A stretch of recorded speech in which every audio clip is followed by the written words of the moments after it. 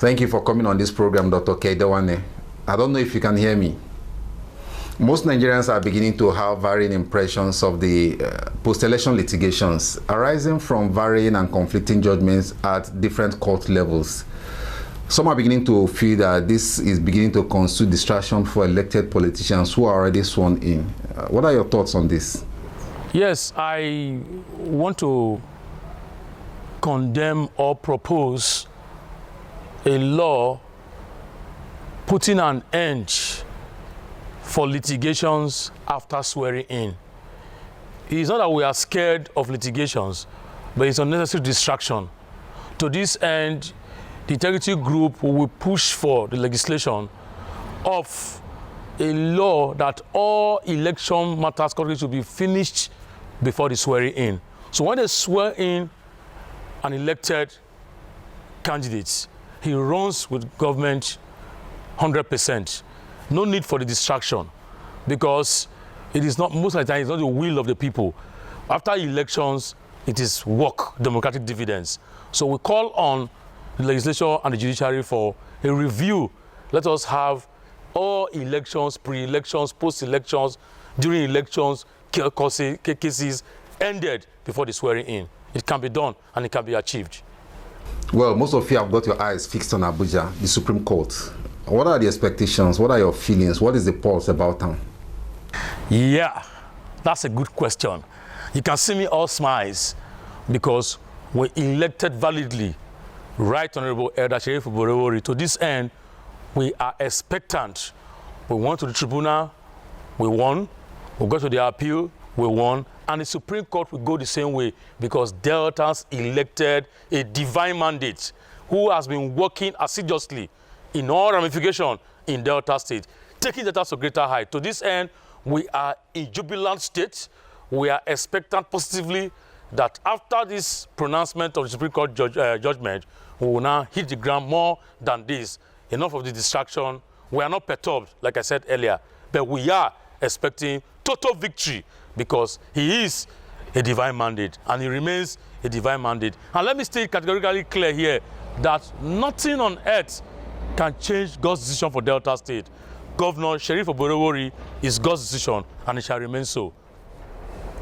Well, speaking of the dividends of democracy, you already established that you hit the ground running and most of these are in the pipeline. But a lot of people are grappling with seeing most of this make a landfall.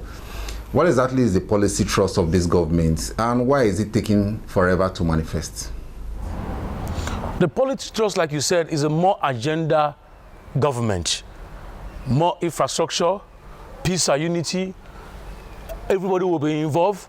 We're talking about a government that has done projects beyond human imagination for the past 7 months. A government that has awarded mega projects to Julius Berger, a government that has attended to civil servants, a government that has commissioned projects already, a government that is already doing agricultural products, a government that is already doing employment massively by teachers, a government that has paid salaries or owed by primary school teachers, a government that has already done palliative for workers, a government that is directed by divine principles. So the policy thrust is more agenda. Like I told you, more infrastructure development, opportunity for all, or urban renewal, and peace and security. So to this end, we are not going short of that.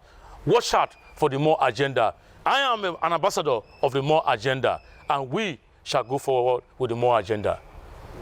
Let's take a look at what is happening at the federal government, where you have some ministers who are less than 6 months into their office, already dealing with financial corruption of monumental proportion. You have the integrity group, where you focus on watching what the government is doing and ensuring that the right things are done. Shouldn't Deltans be worried about the more crew, considering what is happening at the federal government?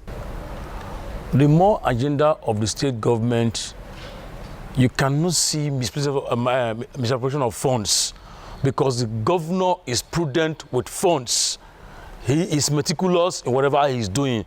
What is happening in federal is a clear direction to tell you that the APC-led government are not ready for governance. They are strange bedfellows together, and they are not in tandem with reality. That is why people can be siphoning money in this hard time. But here in Delta, we are putting round pegs in round holes and square peg in square holes, and ensuring that if a couple is released for a project, it is done to the latter. And that is what we stand for. And watch out for more of this as we take Delta State to greater heights under the divine mandate, Governor Sheriff Oborewori. Solidly behind him is the wife and the deputy governor and every other executive member. Kudos to them. Integrity group, we are ready to support them all the way, propagate them to the grassroots, and that's what we are standing for. Deltans are looking forward to the end of these global litigations that seems to be lasting forever. We cannot deny that the government is in one way or the other distracted or derailed by this whole process. What would be your advice to Deltans in the light of this?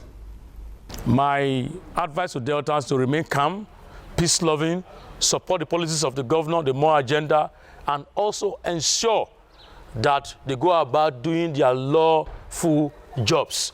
For expectations, they should expect a Delta that will be the Texas of Nigeria. I keep saying that because it's a divine mandate. Together, we can grow Delta State. Trust the governor, and we are with him, solidly behind him.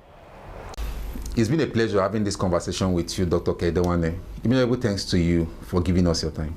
We appreciate you as well. Thank you.